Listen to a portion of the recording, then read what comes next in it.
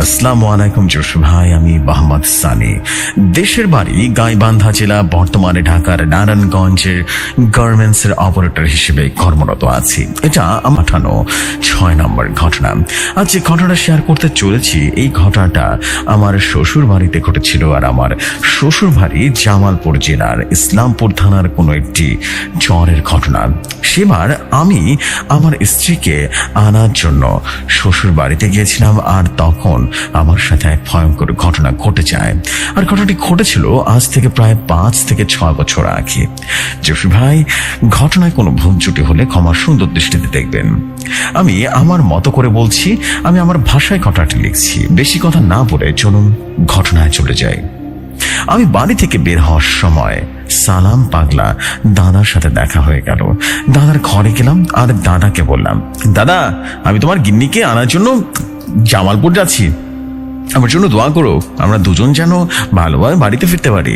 তখন সালাম পাগলা দাদা বলে উঠলো, আরে পাগলা ভাই আমার, গাজায় গাজায়। তখন আমি দাদার কাছে গেলাম আর দাদা আমার মাথায় হাত দিয়ে দোয়া করে দিয়ে বললেন, আমার দোয়া সব সময় তোদের সাথে আছে, কোনো বিপদ আপদ হলে অবশ্যই আমাকে স্মরণ করবি, কেমন? আমি কোনো না কোনো ভাবে সাহায্য করার চেষ্টা করবো ইনশাআল্লাহ। যা, এবার অনেক দেরি করে ফেলেছিস, আর দেরি করিস না, জলদি করে যা, না হলে কিন্তু টলার মিস করে ফেলবি। এখন আমি তাদের কাছ থেকে বিদায় নিয়ে বাড়ি থেকে বের হয়ে আসি সরাসরি, এবং বাংলাসী নদীর ঘাটে চলে আসলাম।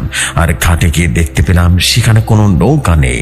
অল্প কিছু সময় অপেক্ষা করার পর একটা নৌকা অপর পাশ থেকে আমার ঘাটের নৌকাটা ভিড়ালো। জসু ভাই, এই প্রাইভেসির কারণে আমি ঠিকানাটা বা সবকিছু ছদ্মনাম হিসেবে ব্যবহার করব। তখন আমি মাঝিকে ডাক দিলাম, ও মাঝি, আমারে নিয়ে যাও, আমি কাটমার চরে যাবো। তখন মাঝি বলল, ভাই, আমি তো কাটমার চরে যাবো না, আমি ডানগঞ্জ বাহাদুরবাদ ঘাট পর্যন্ত যাবো, জলদি করে আসো, অনেক দূরের পথ। আমি তখন নৌকায় গিয়ে বসে পড়লাম আর মাঝিকে জিজ্ঞেস করলাম, ভাই, আপনি কাটমার চরে যাবেন না কেন, কি হয়েছে? তখন মাঝি তোতাতে তোতাতে বলল, মানে ভাই, ওই চরে কেউ দিনের বেলা যেতে চায় না, আর এখন তো রাত, কিভাবে যাবো? ওখানে যেসব ভয়ঙ্কর ঘটনা ঘটেছে, সেটা দিনের বেলা মানুষ রীতিমতো গায়েব হয়ে যেতেছে, কি বলেন?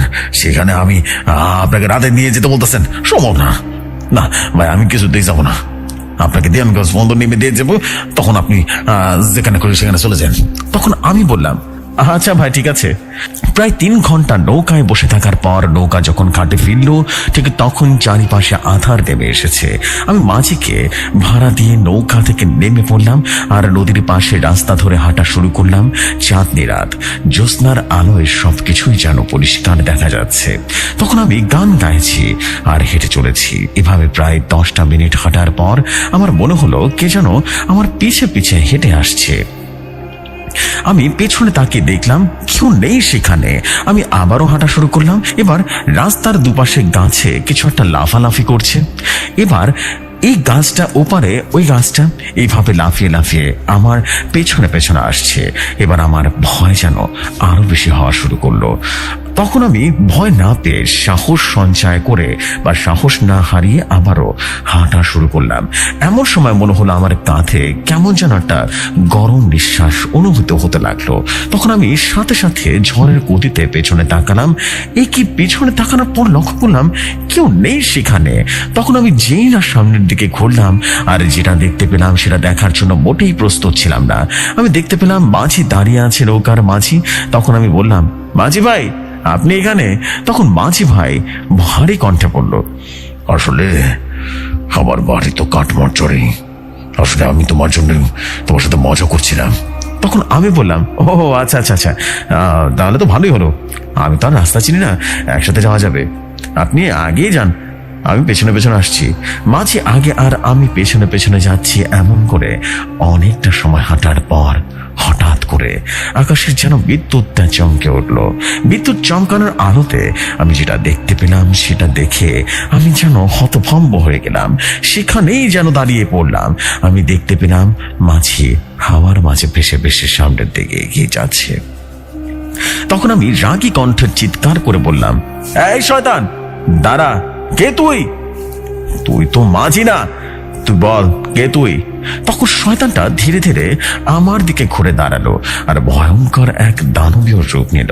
আর শয়তানটা ভয়ঙ্কর কণ্ঠে আমাকে বলল, জানোয়ারের বাচ্চা, তুই আমাকে গালি দিলি, আর তুই শেষ। তোর কারণে আমি আমার সাধনা করতে পারিনি।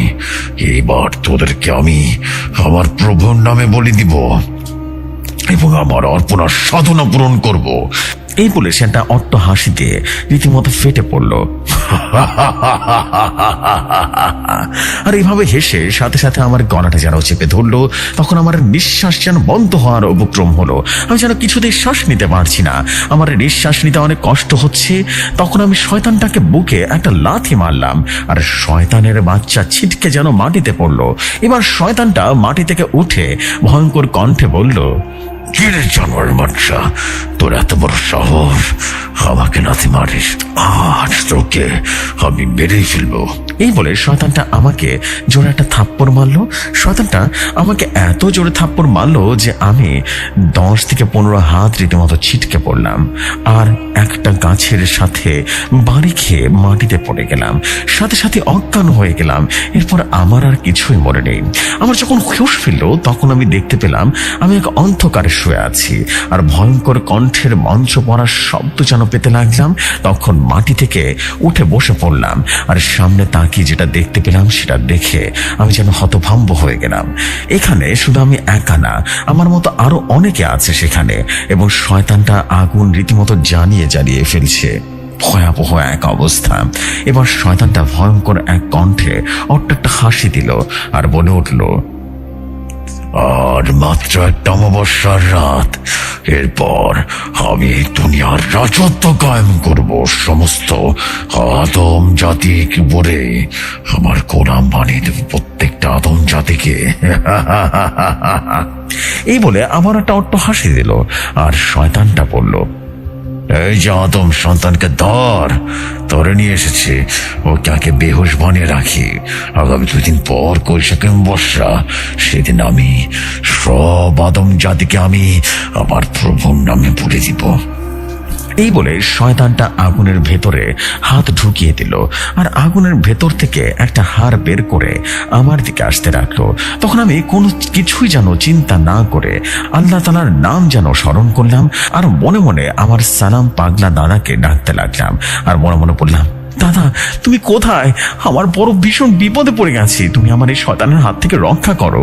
তখন শয়তানটা ধীরে ধীরে আমার দিকে এগিয়ে আসতে লাগলো। হঠাৎ করে শয়তানটা মাঝপথে দাঁড়িয়ে আমার দিকে আমারও দৃষ্টির দিকে তাকিয়েছিল।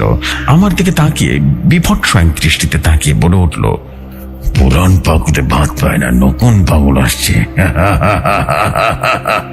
কে জানার বাচ্চা, তুই কে? ভালো চাস তো এখান থেকে চলে যা। তখন আমার পেছন থেকে বজ্র কণ্ঠে কে যেন বলে উঠল, শয়তানের বাচ্চা, নিরীহ মানুষের জিম্মি করে বাহাদুরি দেখাচ্ছিস, আর পারলে সামনে আয়, মোকাবেলা কর। জোশী ভাই, তখন আমি পেছনে তাকিয়ে দেখতে পেলাম আমার পেছনে আমার সালাম পাগলা দাদা এক ভয়ঙ্কর কণ্ঠে যেন কথা বলছে আর দাঁড়িয়ে আছে। দাদা যেন পজেস্ট হয়ে গেছিল। হঠাৎ করে এক অদ্ভুত মোটা কণ্ঠে কথা বলছিল। তখন সালাম পাগলা দাদা হঠাৎ করে স্বাভাবিকভাবে মুচকাটা হাসি দিয়ে বলল, এ দাদু ভাই, আমি এসে পড়েছি, কোনো ভয় নেই। এবার শয়তানের বাচ্চাটা ভয়ঙ্কর কণ্ঠে বলে উঠল, জানোয়ার, তোরাদের সবাইকে আমি আমার প্রভু শয়তানের পুত্র মোসাব্বিরের নামে বলি দিব। এই বলে শয়তানটা আমার দিকে এগিয়ে আসতে লাগলো। তখন সালাম পাগলা দাদা শয়তানটাকে লক্ষ্য করে কি যেন ছুঁড়ে মারলো আর শয়তানটা ভয়ঙ্কর চিৎকার করে মাটিতে লুটিয়ে পড়লো। এবার দাদা আমাকে লক্ষ্য করে বলল, শোনো ভাই, শয়তানের বাচ্চাকে 24 ঘন্টার জন্য বেহুশ বানিয়ে ফেলেছি, আর 24 ঘন্টা পর কিন্তু সে আবারও যে করবে। তাই যত তাড়াতাড়ি সম্ভব এখান থেকে সমস্ত মানুষকে নিয়ে বেরিয়ে যেতে হবে। তখন আমি দাদুকে বললাম, কিভাবে এত মানুষকে নিয়ে বাইরে যাব বলতো? সবাই তো একেবারে বেহুশে মাটিতে পড়ে আছে। তখন দাদু বলল, আচ্ছা শোন, তাহলে তোমাকে একটা দায়িত্ব দিচ্ছি, আমি দোয়া পরে সুড়ঙ্গ দিয়ে বাইরে বেরোবো, ঠিক আছে? আর আমার দোয়া শুনে সকল মানুষ আকৃষ্ট হয়ে আমার পেছন পেছনে আসতে থাকবে, আর তুমি তোমার সামনে এখান থেকে বের হবা, ঠিক আছে? সবার পেছনে পেছনে যাবার, হ্যাঁ খেয়াল রাখবা একটা মানুষও যেন এখান থেকে না থাকে। সবাই বের হয়ে যাওয়ার পর তুমি বের হবা। এই বলে সালাম পাগলা দাদা দোয়া পড়া শুরু করলেন, এবং দোয়া পড়া শুরু করার সাথে সাথে সকল মানুষ যেন ধীরে ধীরে উঠে দাঁড়ালো। এবার দাদা সামনের দিকে হাঁটা শুরু করলেন, আর ছোট একটা সুড়ঙ্গের ভেতর দিয়ে সকল মানুষ তার পেছনে পেছনে হাঁটতে লাগলো। মনে হচ্ছিল সবাইকে সালাম পাগলা দাদা যেন মুহূর্তে হিপনোটাইজড করে ফেলেছে। তখনও আমি গুহার ভেতরে দাঁড়িয়ে আছি। আমি হঠাৎ করে দেখতে পেলাম শয়তান তান্ত্রিক আগুন জ্বালানোর ভেতর থেকে একটা ছায়া মূর্তি ধীরে ধীরে দৃশ্যমান হলো, এবং আবছা আবছা ভাবে দেখা যাচ্ছে মূর্তিটাকে। এবার আমি গুহার ভেতরে ভালো করে তাকিয়ে দেখলাম যে কোনো মানুষ গুহার ভেতরে আছে কিনা। আমি দেখতে পেলাম গুহার ভেতরে কেউই নেই। তখন আমি ধীরে ধীরে সুড়ঙ্গ দিয়ে বের হতে লাগলাম। এমন সময় ভূমিকম্পের মতো গুহা থেকে রীতিমতো কেঁপে উঠলো। আমি জোরে জোরে সামনের দিকে দৌড় দিলাম, আর হঠাৎ করে পানির ভেতরে ভেসে উঠলাম। আর সালাম পাগলা দাদা বললেন, দাদু ভাই তুমি পানি পান করে উঠে বসো, ঠিক আছে? জলদি জলদি জলদি করে উঠো। এখন আমি সাথে সাথে পানি থেকে উঠে পড়লাম, আর দেখতে পেলাম পানিতে ভয়ঙ্কর ঘূর্ণিঝড় যেন সৃষ্টি হয়েছে, আর কিছুক্ষণের মধ্যে সে আপনি থেমে গেল। এবার দাদা আমাকে উদ্দেশ্য করে বলল, দাদু ভাই তুমি এখানে থাকার জন্য সবার সাথে থাকো, ঠিক আছে? আমি পুরো চরটা সুরক্ষা গণ্ডি দিয়ে বেঁধে দিচ্ছি, ঠিক আছে? এই বলে সালাম পাগলা দাদা আমাদের সবার সুরক্ষা নিশ্চিত করার জন্য চলে গেলেন, এবং কিছুক্ষণ পর সালাম পাগলা দাদা এসে আমাকে উদ্দেশ্য করে বললেন, দাদু ভাই এই নাও পবিত্র পানি, সকল মানুষের গায়ে ছিটিয়ে দাও, যাও। তখন আমি সবার গায়ে পানিটা ছিটিয়ে দিলাম, আর সকল মানুষজন যেন ধীরে ধীরে মাটি থেকে উঠে বসে পড়ল, আর সবাই আমাদের দিকে ড্যাব ড্যাব করে তাকিয়ে আছে। আমারও একজন লোক বলে উঠল, আপনারা কারা? আমাদের মারবেন না প্লিজ, আমাদেরকে মারবেন না, ছেড়ে দিন আমাদেরকে। তখন আমি বললাম, কেউ ভয় পাবেন না, কেউ না, আমরা আপনাদের মতো মানুষ। আমিও অমুকের মেয়ে জামাই, আর এটা আমার দাদা, আর আমার দাদা অনেক বড় মাত্রার একজন কবিরাজ। আপনারা সবাইকে রীতিমতো শয়তানের হাত থেকে রক্ষা করবেন ইনশাআল্লাহ। তখন একজন লোক বলল, আচ্ছা আপনি কি সেই সালাম পাগলা যে আগের বার আমাদের পাশের গ্রামের সকল মানুষকে আদমখোরের হাত থেকে রক্ষা করেছিলেন?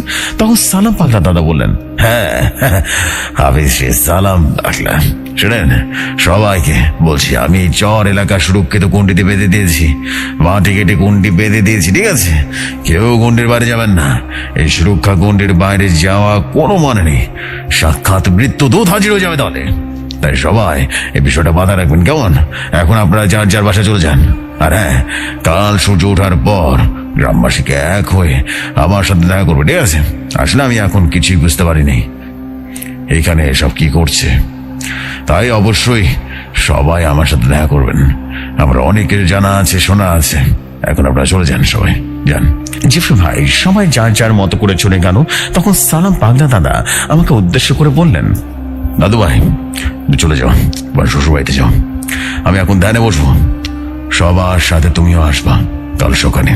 তখন আমি কোনো কথা না বলে চলে গেলাম, আর পরের দিন সকালে সকল গ্রামবাসীদের সাথে আমিও সালাম পাগলা দাদার কাছে চলে আসলাম। সালাম পাগলা দাদা বললেন, শোনেন সবাই, অতীতে কি ঘটেছে তা আমি এখনো অজানা, আর সমস্ত বিষয়টা আমার জানা দরকার। তখন ভিড়ের মধ্যে একজন বয়স্ক লোক বলল, আমার নাম বাদল, আর আমি একজন তান্ত্রিক। শোনেন তাহলে উদ্দেশ্য ভয়ঙ্কর ঘটনা। এখন বাকি ঘটনা আমি সেই বাদল তান্ত্রিকের ভাষায় লিখছি। বলছেন বাদল তান্ত্রিক, ঘটনাই ঘটেছিল আজ থেকে প্রায় 40 বছর আগে। তখন আমার বয়স 20 কিংবা 22 বছর ছিল। তখন এই জ্বরে আমার বাড়ি ছিল না, বাড়ি ভিটার নদী ওই পারে ছিল, সারিয়াকান্দি গ্রাম, বগুড়া জেলা। আর আমার পরিবারে কেউ ছিল না, আমি একাই থাকতাম আমার পরিবারে। আর আমার বাবা একজন তান্ত্রিক ছিল, কিন্তু এই দুর্ঘটনার পর আমার সকল পরিবারকে হারিয়েছি আমি। যাই হোক শুনুন তাহলে কি ঘটেছিল 40 বছর আগে। জ্বরের সকল মানুষের সাথে শিব আর আমি আমার বাসায় শুয়ে আছি। তখন সময় কত রাত 9টা কিংবা 10টা বাজে। এমন সময় কিছু লোক আমার নাম ধরে রীতিমতো ডাকতে লাগলো, বাবা বাদল, বাবা বাদল, বাড়িতে আছো নাকি? তখন আমি বাইরে বের হলাম, আর দেখতে পেলাম 4-5 জন লোক দাঁড়িয়ে আছে। তখন আমি বললাম, কে আপনারা? তখন একজন বলল, শোনো বাবা, তুমি আমাদেরকে চিনবা না, আমার নাম আলম মাতাব্বর, নদীর ওই চরে আমাদের বাড়ি আছে। তখন আমি বললাম, কি জন্য এখানে এসেছেন? হ্যাঁ, আমার কাছে কেন এসেছেন? তখন আলম বলল, আসলে কিছুদিন যাবৎ আমাদের গ্রামে শিশুদের মৃত অবস্থায় পাওয়া যাচ্ছে। চরের আশেপাশে জঙ্গলের ভেতর থেকে পাওয়া যাচ্ছে। কি যে বিভৎস সেই লাশ, বুক চিরে শুধুমাত্র হৃৎপিণ্ডটাই দেখা যাচ্ছে, সবকিছু বের করে নিয়ে আসা হচ্ছে। বিভৎস অবস্থা। এভাবে দিনের পর দিন 6টি শিশুর মৃত্যু হয়েছে। বাবা, তুমি তুমি আমার ছেলের বয়সী, তুমি তো চলো আমার সাথে আমাদের গ্রামে চলো, তাহলেই বুঝতে পারবে। তখন আমি বললাম, আচ্ছা, আপনারা কিছু কিছু সময় জানেন। তখন আমার বয়স কম ছিল, বললাম 22 বছর ছিল, এখন তো আমার অনেক বয়স, 65 বছর হয়ে গেছে, পুরোনো দিনের কথা। যাই হোক, তখন আমি বললাম, আচ্ছা আমি রেডি হয়ে বেরোচ্ছি। তখন আমার প্রয়োজনীয় জিনিসপত্র নিয়ে আমি তাদের সাথে গ্রামের উদ্দেশ্যে চলে গেলাম। আসলে এটা চর হলেও ওই গ্রামটা অনেক বড় ছিল এবং অনেক ঘন জঙ্গলে ভরা ছিল। আমি এবং এই গ্রামে ঢুকতে পারছিলাম না। এখানে কোনো তন্ত্রবিদ্যা বা তন্ত্র সাধনা করা হচ্ছে। আমি আলম মাতব্বরকে জিজ্ঞেস করলাম, আচ্ছা আপনাদের কি এই গ্রামে কোনো কাপালিক তান্ত্রিক টাইপের কোনো কাউকে দেখেছেন? তখন আলম মাতব্বর বলল, আসলে আমাদের এখানে কোনো লোক তো চোখে পড়ে নাই, তবে বেশ কিছুদিন আগে একটা পাগলা টাইপের লোক আসছিল, কোথা থেকে জানি আমাদের গ্রামে আসছিল। সে আমাকে এবং গ্রামের সকল মানুষকে ভয়ঙ্কর কণ্ঠে বলেছে, তোরা এই চর ছেড়ে চলে যা, আমি আমার শয়তানি রাজ্য প্রদান করবো, কায়েম করবো, তোরা সবাই বাঁচতে চাইলে এই চর ছেড়ে চলে যা। এমনি করে একেবারে হুমকি দিছে। নদীর পরে সে জঙ্গলে চলে গেল। তখন সবাইকে বললাম, কোথায় গেল রে এই পাগল ছাগল? হ্যাঁ, এই বলে আমি আমার বাসায় চলে আসলাম।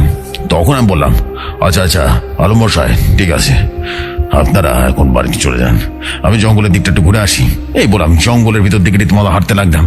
আর জঙ্গলের ভিতরে ঢুকে বললাম, আর জঙ্গলের ভিতরে একটা কুড়ে ঘর দেখতে পেলাম। আমি ধীরে ধীরে পা টিপে টিপে কুড়ে ঘরের সামনে জঙ্গলের আড়ালের বসে বসে দেখছিলাম। আর শুনতে পেলাম কি যেন ভয়ঙ্কর কণ্ঠে মন্ত্র পড়ছে। অনেকক্ষণ মন্ত্র পড়ছে, পড়ার পর ভয়ঙ্কর কণ্ঠে বলল, আমি বীরভদ্র কপালিক। এই বলে অট্ট হাসি দিয়ে রীতিমতো ফেটে বলল, একেবারে বিভৎস এক হাসি, আর বলল, আর মাত্র একটা হৃৎপিণ্ড, তাহলে এই চর আমার নিমন্ত্রণে আসবে। এরপরে আমি সকল মানুষকে আমার প্রভুর নামে বলি দিব। আর মাত্র একটা রাতের অপেক্ষা। এই বলে কাপালিক রীতিমতো কুড়ে ঘরের বাইরে রীতিমতো চলে আসলো। আর চারপাশে ভালো করে দেখে নদী থেকে বেরিয়ে গেল। তখন আমি অল্প কিছুক্ষণ ওখানে অপেক্ষা করি, এরপর গ্রামে চলে আসলাম। আর আলম মাতব্বরকে সমস্ত ঘটনা জানালাম আর বললাম, এই গ্রামের সব শিশুদের আমার কাছে নিয়ে আসুন। তখন আলম মাতব্বর বলল, এই গ্রামের তো কোনো শিশু জীবিত নাই, সবাই শুধুমাত্র আমার ছেলেটা বাইসে আছে, সবাই মরে গেছে। তখন আমি বললাম, আপনার ছেলেকে নিয়ে আসুন আমার কাছে। তখন তার ছেলেটা নিয়ে আসলো। আর আমি ছেলেটার হাতে একটা তাবিজ বেঁধে দিলাম। আর আলম মাতব্বরকে বললাম, আমি আজ সন্ধ্যার পরে যাব জঙ্গলে, আপনিও যাবেন আমার সাথে, সবটা নিজের চোখে দেখবেন, ঠিক আছে? এরপর আলম মাতব্বরের বাড়ি ভিটা বন্ধ করে দিয়ে আমাকে নিয়ে রীতিমতো জঙ্গলের পথে রওনা হলো। আর জঙ্গলের ভিতরে ঢুকতে দেখতে পেলাম বীরভদ্র কাপালিক রীতিমতো কুড়ে ঘরের সামনে দাঁড়িয়ে আগুন জ্বালিয়ে ইতিমধ্যে যজ্ঞ করা শুরু করে দিয়েছে। তখন আমি আলম মাতব্বরের জঙ্গলের আড়ালে লুকিয়ে পড়লাম আর সব কিছু দেখতে লাগলাম। চারিপাশে গোমট নিস্তব্ধ হয়ে আছে। দীর্ঘ কয়েক ঘন্টা যজ্ঞ করার পর এবার আইরি রীতিমতো দেয়া পালাম। আমি দেখতে পেলাম সামনে ডাকা নরমুণ্ডটার উপরে জবার মালা রাখলো বীরভদ্র কাপালি এবং সেটা ছুঁড়ে দিলে একেবারে আগুনের ভেতরে ছুঁড়ে মারলাম। আর এক ভয়ঙ্কর কণ্ঠে বলে উঠল, পিশাচিনী জাগো, জাগো কর্ণ পিশাচিনী জাগো, এই মহাশক্তিশালী জাগো, আর মাত্র একটা হৃৎপিণ্ড নিয়ে আসো। তখন আমি বললাম, থাম রে পাপিষ্ট, থাম, তোদের পাপের গোড়া পূর্ণ হয়েছে আজ, বুঝতে পারলি? এই বলে বীরভদ্র সেই কাপালিকের সামনে চলে আসলাম জঙ্গলের আড়াল থেকে। আমাকে দেখা মাত্রই রীতিমতো সেই বীরভদ্র কাপালিক ভয়ঙ্কর কণ্ঠে বলে উঠল, ওরে মূর্খ, বাঁচতে চাইলে এখান থেকে চলে যা, না হলে আজই হবে তোদের জীবনের শেষ রাত। আমি কাপালিক বীরভদ্র, আমার ক্ষমতা সম্পর্কে তোর কোনো ধারণা নেই। তখন আমি বললাম, ওরে বাপিষ্ট, তুই যে কতটা নির্বোধ তা আমার স্বচ্ছ ধারণা হয়ে গেছে। আমার কথা শুনে সে বিপদ রূপ কাপালিক দাঁতে দাঁত কিরমির করে বলল, কি আমি নির্বোধ? তবে এই বলে রীতিমতো বিপদ রূপ কাপালিক আমার আগুনের উপরে রীতিমতো ছুড়ে মারলো, আর সাথে সাথে আগুনের রং যেন কালো আকার ধারণ করলো, আর কালো ধোঁয়া যেন বের হতে শুরু করলো। কিছুক্ষণের মধ্যে কালো ধোঁয়া যেন জমাট বেঁধে বৃহৎ আকার পিশাচিনী রূপান্তরিত হলো, ভয়ঙ্কর কণ্ঠে হাসতে শুরু করলো। এই দৃশ্য দেখে আলম মাতাব্বর কাঁপা কণ্ঠে বলল, ওটা কি রে বাবা? রে বাবা, ওটা কি? তখন আমি বললাম, আপনি ভয় পাবেন না, ওটা হলো পিশাচিনী, জানেন? আমি এটা বলার সাথে সাথে এক পলায়ন করা তাণ্ডব যেন শুরু হয়ে গেল, এবং বিভদ্র কাপালিক তখন এক পৈশাচিক হাসি দিয়ে বলল, এই পিশাচিনী তোদেরকে শেষ করে দেবে। হে পিশাচিনী, আমি তোমাকে আদেশ করছি, এই তান্ত্রিক সহ মাতব্বরের প্রাণ নিয়ে নাও তুমি। তারপর আমার কথা অনুযায়ী মাতব্বরের ছেলের হৃৎপিণ্ড নিয়ে আসো তুমি। যাও, আর মাত্র একটা হৃৎপিণ্ড দরকার, তারপরে আমি আমার সাধনা সফল হব। এই বলে সে কাপালিক ভয়ঙ্কর কণ্ঠে হাসি দিল, একটা বিভৎস হাসি, আর পিশাচিনীকে বলে উঠল, নিশ্চয়ই দেখে আমার আদেশ করতেই হবে। তখন আমি ব্যাঙের হাসি দিয়ে বললাম, এই নির্বোধ কাপালিক, এই পিশাচিনীর বর্তমান প্রভু তুমি না? হ্যাঁ, এর বর্তমান প্রভু এখন আমি, এই বাদল তান্ত্রিক, বুঝতে পেরেছ?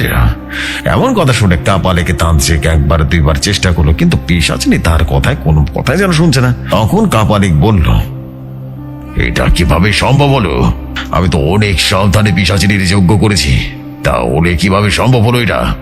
তখন আমি তাকে বললাম, আমি আজ বিকালে এসেছিলাম তোমার এখানে, কিন্তু তুমি কিছুক্ষণ আগে তুমি যে পাত্রের রক্ত দিয়ে যজ্ঞ করলে, ওই রক্ত মোটেও তোমার না, ওই রক্ত আসলে আমার। আর তুমি তো জানোই, রক্ত যার হবে পিশাচিনী তারই কথা মতো সব কাজ করবে। তাই তো পিশাচিনীর বর্তমান প্রভু তুমি না, পিশাচিনীর বর্তমান প্রভু এখন আমি, বাদল তান্ত্রিক। আজ বিকেলে যজ্ঞের যাবতীয় উপাদান প্রস্তুত করার পর তুমি যখন নিজের হাত কেটে রক্ত জমা করে পাত্রে রেখে নদীর নাইতে গেলে, তখন আমি সুযোগ বুঝে রক্তের পাত্র পাল্টে দিয়েছি, আর যা যা পাল্টানোর দরকার ছিল সব কিছু পাল্টে দিয়েছি। আর যজ্ঞের মাধ্যমে তুমি পিশাচিনীকে জাগ্রত করলেও তার সম্পূর্ণ মালিকানা নিজের হাতে তুলে দিলে আমার হাতে। বিভদ্র কাপালিক, তুমি দেখতে চাও? তোরে এই দেখো। এই বলে আমি চিৎকার করে বলে উঠলাম, এই কর্ণ পিশাচিনী, আমি বাদল তান্ত্রিক তোমাকে আদেশ করছি, তুমি এই কাপালিকের প্রাণ নাশ করে তুমি এখন এখান থেকে চলে যাও। আর আমার আদেশ পাওয়ার সাথে সাথে সে পিশাচিনী কাপালিকের দেহ থেকে মাথাটা আলাদা করে বুকের ভেতর থেকে করে যেটা বার করে নিয়ে চলে গেল। আর আমার জঙ্গলে রীতিমতো চলে আসলাম। এরপর আর কোনো সমস্যা হয়নি, আর তখন থেকে আমি গ্রামে বসবাস করা শুরু করি আর শহরে থেকে যাই। কিন্তু এতদিন পর সে কাপালিকের প্রেতাত্মা অনেক শক্তিশালী হয়ে ফিরে এসেছে। এখন আমার অনেক বয়স হয়ে গেছে, আর আমি আগের মতো শক্তিশালী নেই, তাই আমি কিছুই করতে পারিনি এখন। আর আমাদের এই গ্রামের জন্য সালাম পাগলা ভাই, তুমি তো অনেক বয়সী, তো আমার থেকেও অনেক বেশি বয়সী, তাই তুমি করে বললাম, মনে করবা না আমরা সমবয়সী, তাই তুমি আমাদের গ্রামকে শয়তানের হাত থেকে রক্ষা করো। এই বলে বাদল তান্ত্রিক তার ঘটনাটি শেষ করলো। জেফরি ভাই এখন সালাম দাদার ভাষায় বলছি। সালাম পাগলা দাদা বললেন, আসলে এই কাপালিক তান্ত্রিক মরার পরেও সে তার সাধনা চালিয়ে যাচ্ছে। এর কাপালিকের সাধনার মাধ্যমে শয়তানের পুত্র মুসাব্বিরকে রীতিমতো আহ্বান করেছে। আর আজকে সে কৈশাখী অমাবস্যার রাত, আর আজকে পাতাল থেকে উঠে আসবে শয়তানের পুত্র মুসাব্বিরের শয়তান। আজ এই শয়তানের শেষ দিন, ওর সাথে আমার পুরনো হিসাব বাকি আছে। আপনারা কেউ এই গণ্ডির বাইরে যাবেন না, যত কিছু হয়ে যাক না কেন কেউ গণ্ডি থেকে বের হবেন না, এটা আমার আদেশ মনে করবেন। ইনশাল্লাহ আমি সকল শয়তানকে একাই শেষ করে দিতে পারবো, ইনশাল্লাহ, এতটুকু বিশ্বাস রাখুন আমার উপরে। জেফরি ভাই তখন আমি সালাম পাগলা দাদাকে বললাম, দাদা এই মুসাফির শয়তানের সাথে তোমার কিসের শত্রুতা? তখন দাদা বললেন, শোনো দাদু ভাই, দেখতে থাকো, সব বুঝতে পারবা। সবাই আপনারা চলে যান এখান থেকে। আমি আমার শক্তি বৃদ্ধি করার জন্য সাধনায় বসবো। আর হ্যাঁ, কেউ গণ্ডির বাইরে বের হওয়ার চেষ্টাও একেবারে করবেন না, ঠিক আছে? আমি না বলা পর্যন্ত, ডাকা পর্যন্ত আপনারা কেউ সাধনার স্থলেও আসবেন না, ঠিক আছে? জেঠু ভাই, আমরা সবাই গ্রামের ভিতরে চলে গেলাম। আর কিছুক্ষণের ভিতরে চারপাশটা যেন অন্ধকার হয়ে গেল, আর মাটি যেন থরথর করে কেঁপে উঠলো, মনে হলো ভূমিকম্প হচ্ছে। আর তখন গ্রামের মানুষ যেন চিৎকার চেঁচামেচি করা শুরু করে দিল, আর হে আল্লাহ, আমাদের রক্ষা করো, রক্ষা করো, আমাদেরকে রক্ষা করো। আমি দৌড় দিয়ে রীতিমতো সালাম পাগলা দাদার কাছে যেতে লাগলাম। যেই না সালাম পাগলা দাদার কাছে গেলাম, তখনই দাদা বললেন, দাঁড়াও, ওখানে দাঁড়াও, এক পাও এগিও না, ওখানে দাঁড়াও। আমি তখনই সামনে গিয়ে যেন অবাক হয়ে গেলাম। আমি দেখতে পেলাম আমার সালাম পাগলা দাদা হাওয়ার উপরে বসে আছে। সে যেন অদ্ভুত ভাবে হাওয়ার উপরে বসে আছে, আর হাওয়ার মাঝে যেন আগুন জ্বালিয়ে সাধনা করছে। আর দাদার শরীরকে রীতিমতো আগের তুলনায় অনেকটাই যেন বেড়ে গেছে। এক অদ্ভুত ভাবে তার শরীরের গঠন যেন পরিবর্তন হয়েছে। এমন সময় গ্রামের সকল মানুষ যেন চিৎকার করতে করতে আমার দিকে এগিয়ে আসলো। আর আমি দাদার দিকে তাকিয়ে দেখতে পেলাম দাদার সাধনায় স্থল থেকে দাঁড়িয়ে, আর আগুনটাও কখন জানি নিভে গেছে। এবার নদীর দিকে তাকিয়ে দেখতে পেলাম ভয়ঙ্কর সেই শয়তানটা নদীর দিক থেকে, নদীর ভেতর থেকে সে পিশাচ দল বল নিয়ে রীতিমতো আমার দিকে এগিয়ে আসছে। তখন দাদা আমাকে উদ্দেশ্য করে বলল, চলো দাদু ভাই, সবটা নিয়ে মাটিতে বসে পড়ো। তখন আমরা সবাই মাটিতে বসে পড়লাম, আর চোখের পলকে সালাম পাগলা দাদা আমাদের চারপাশে যেন ঘুরে ঘুরে গোল একটা বৃত্ত এঁকে দিল। আর সাথে সাথে দাও দাও দাও দাও করে আগুন জ্বলে উঠলো। পুরো গোল বৃত্তটাই যেন আগুনের বৃত্ত হয়ে গেল। এবার শয়তানটা ভয়ঙ্কর কণ্ঠে হাসি দিল আর বলল, তুই আমার প্রভুর ভোগ ছিনে এনেছিস। আমার প্রভু তোকে ছিঁড়ে ছিঁড়ে খাবে। এই পিশাচ করেরা, আমি তোমার আশেপাশে আছি। আমি তোমার আদেশ করছি, এই জানোয়ারের বাচ্চাকে আগে শেষ করবো। শয়তান কাপিলাকের আদেশ পেয়ে সমস্ত পিশাচ আমাদের উপরে আক্রমণ করার জন্য দৌড়ে এলো, কিন্তু তারা আমাদের উপরে আক্রমণ করতে পারছে না, সুরক্ষা কুণ্ডির কারণে পারছে না। শয়তান পিশাচ দল বারবার সুরক্ষা কুণ্ডিতে আঘাত করতে লাগলো। এবার সালাম পাগলা দাদা রাগে ক্ষোভে কুণ্ডির বাইরে চলে এলো, আর একের পর এক শয়তান পিশাচদের টান দিয়ে রীতিমতো ছিঁড়ে ছিঁড়ে রাখলো। কি বিভৎস সেই দৃশ্য! আমি অবাক হয়ে সালাম পাগলা দাদার দিকে তাকিয়ে তাকিয়ে দেখতে লাগলাম। একটা সময় পিশাচ দলকে শেষ করে দিল। এবার সালাম পাগলা দাদা ভয়ঙ্কর এক কণ্ঠে বলল, কে রে শয়তানের কাপানিক, এই তো সত্যি, ডাক তোর প্রভুকে, ডাক। আমি দেখতে চাই তোর প্রভু কতটা শক্তিশালী। তখন শয়তানটা বলল, তবে রে জানোয়ারের বাচ্চা, এবার আমার প্রভুকে সামলা। এই বলে শয়তানটা আকাশের দিকে তাকিয়ে ভয়ঙ্কর এক গর্জন করে উঠল আর বলল, হে প্রভু শয়তানের রাজা, আপনি চলে আসুন, আমাকে সাহায্য করুন, এই জানোয়ারের বাচ্চাকে শেষ করে ফেলেন। আসেন প্রভু, আসেন, আপনার ভোগ গ্রহণ করুন, আসুন প্রভু। এই বলে শয়তানটা ভয়ঙ্কর একটা হাসি দিল, এক বিভৎস হাসি। আর সাথে সাথে সমস্ত আকাশটা যেন অন্ধকারে ঢেকে গেল, আর চারিপাশটা যেন কালো অন্ধকারে ভরে গেল। এবার অন্ধকারের ভেতর থেকে ভয়ঙ্কর এক শয়তান বের হয়ে এলো আর বলল, এই জানোয়ারের বাচ্চা, তোর কত বড় সাহস, তুই আমার ভোগে বাধা দিস। এই বলে সালাম পাগলা দাদার বুকে একটা লাথি মেরে দূরে ফেলে দিল, আর ভয়ঙ্কর অট্ট হাসিতে যেন ফেটে পড়ল, এক বিভৎস হাসি। আর সাথে সাথে দেখতে পেলাম আকাশের বিদ্যুৎটা যেন চমকে উঠলো, মাটি যেন থরথর করে কেঁপে উঠলো, যেন ভূমিকম্প হচ্ছে। চারিপাশে গাছপালা যেন দুমড়ে মুছছে, হাওয়ার সাথে রীতিমতো ভাঁজ হয়ে যেতে লাগলো, আর সমস্ত অঞ্চল সাদা আলোয় যেন ভরে গেল। এবার সাদা আলোর মধ্য থেকে সালাম পাগলা দাদা বের হয়ে এলো, আর শয়তানটাকে উদ্দেশ্য করে বললাম, বসাবের শয়তানের বাচ্চা থেকে আমি অনেক দিন ধরে খুঁজে বানাচ্ছি, আজ তোকে খুঁজে পেয়েছি। আজ আমার কাছ থেকে আল্লাহ ব্যতীত কেউ তোকে রক্ষা করতে পারবে না, কেউ না। আজ তোকে এমন মৃত্যু দেব যে তোর পিতা আজাজিল শয়তানের আত্মাও কেঁপে উঠবে। যে সময় আমি দেখতে পেলাম এক বিস্ময়কর ঘটনা। আমি দেখি আমার সামনে দুইজন সালাম পাগলা দাদা দাঁড়িয়ে আছে। এটা কিভাবে সম্ভব হলো আমি জানি না। এক অলৌকিক ঘটনা ঘটে গেল। এবার শয়তানটা ভয়ঙ্কর কণ্ঠে বলল, কি রে জানোয়ারের বাচ্চা, আমার সাথে মশকরা করছিস? কে তোরা? বাঁচতে চাইলে এখান থেকে চলে যা। সালাম পাগলা তখন এক ভয়ঙ্কর কণ্ঠে বলে উঠল, তুই আমাকে মারবি না, আমার অবকে মারবি কোনটা? এই বলে সালাম পাগলা দাদা আবারও হাসিতে ফেটে উঠলো। এবার শয়তানটা বলল, আয় তোরা একসাথে আয়, তোদের দুজনকে একসাথে মারবো। এবার শয়তানটা সালাম পাগলা দাদাকে রীতিমতো দাদার দিকে এগিয়ে এলো, আর সাথে সাথে সালাম পাগলা দাদাদের গলা একসাথে রীতিমতো চেপে ধরলো। যে ভাই তখন আমি দেখতে পেলাম এক অবাক করা বিষয়, যা দেখে আমি রীতিমতো হতভম্ব হয়ে গেলাম।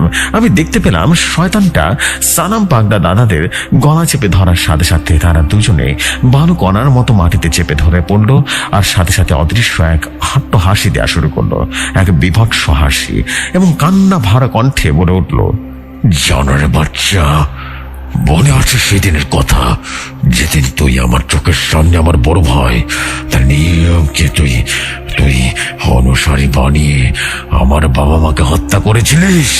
মনে আছে? আর আমাকে পাহাড় থেকে জমিনে ছুড়ে মেরেছিলিস, মনে আছে? সেদিনের কথা মনে আছে?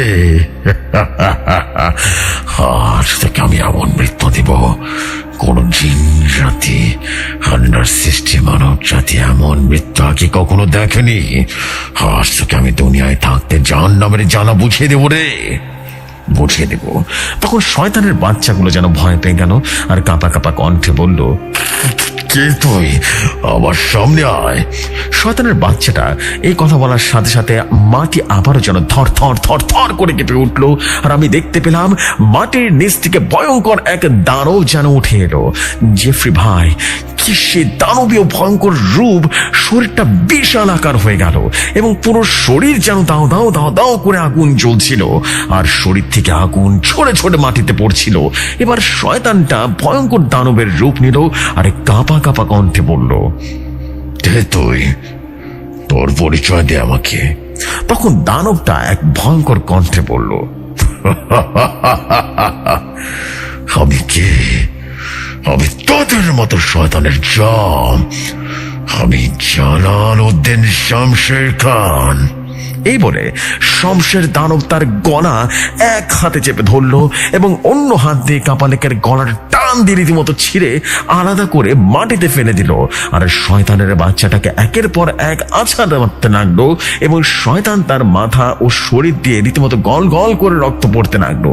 এভাবে অনেকক্ষণ আছাড় মারার পর এবার শমশের শয়তান দুটোর পা ধরে টেনে রীতিমতো মাঝখান দিয়ে ছিঁড়ে ফেললো, এবং মাটিতে ছুঁড়ে মারলো, আর সাথে সাথে মুখ থেকে রীতিমতো আগুন বেরিয়ে আসলো। শয়তানের বাচ্চাটাকে পুরো ছাই করে দিল। এবার শমশের জিন ধীরে ধীরে সালাম পাগলা দাদার রূপ নিল, আর আমাকে উদ্দেশ্য করে বলল, ভয় পেও না দাদু ভাই, আমি তোমার দাদা না, আমি তোমার দাদার বন্ধু জিন। এই বলে আমাদেরকে একটা সালাম দিয়ে অদৃশ্য হয়ে গেল। জেফি ভাই, তখন আমি হতভম্ব হয়ে মাটিতে পড়ে গেলাম, আর ভাবতে লাগলাম, এটা আমার সাথে কি ঘটলো আজ? কেন ঘটলো আজ? এটা কিভাবে সম্ভব? কিভাবে এটা হতে পারে? তো জেফরি ভাই, আজ এই পর্যন্তই। আর হ্যাঁ লিসনারগণ, আপনাদের বলছি, সালাম পাগলা দাদা আর বাদল তান্ত্রিকের এই ঘটনাটি কেমন লেগেছে কমেন্ট করে জানাবেন।